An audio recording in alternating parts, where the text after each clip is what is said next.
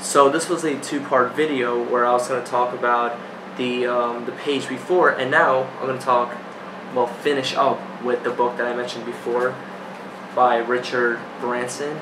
And I was telling you about how he really appreciated his parents more than other kids did, and he talks about exactly why. So I'm just going to mention this one more time again.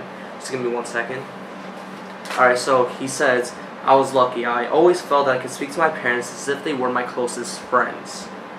At about this time, I noticed that a good many of my friends stopped confiding in their parents, but I never felt embarrassed or rebellious towards mine. They always encouraged me to go ahead and do whatever I want to do, and if they did not always praise my projects, they never expressed any less than sympathy and support. They always sympathized with him, they always supported him, they always empathized with whatever he was doing, all of his projects, because they knew that it was going to develop him as a person more than anything that they would tell him to do. And this is all very important because there is actually something called the hero's journey, and there is something called an O'Learyan destiny.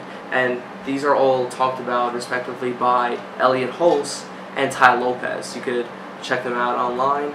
And they say that everybody has a purpose. As a young kid, they kind of gravitate towards something, and they want to do that as a kid. So let's say it's dancing, it's singing, or it's artwork. And they get really good at those things very, very early. So that's right there, that's an indicator of a talent. Whenever somebody praises somebody between the ages of 7 and 14, somewhere around those areas, a kid that age doesn't have the experience or the acuity to master anything at that point. So whenever they do something very well at those early years, that's something that you should actually let them continue to do, because they can master it very, very early. Once again, art or dancing, anything like that, even math. If they master math at a very, very early age, or they're very good at it at a very early age, that's an indicator that they should keep on doing that. But what happens is family pressure, societal pressure, they kind of tell those kids not to pursue those kind of careers. Even though they're very good at it, they're exceptional at it, people tell them not to do those things. So my advice to you is, allow your kid to keep on pursuing that dream. Put in more hours than you would really like them to, in order for them to perfect that craft, but also educate them on the purpose of kind of doing the safe thing. And then whichever one works out, that's the one that's going to work out. But you can't completely eliminate that thing that they've been doing so well at an early age.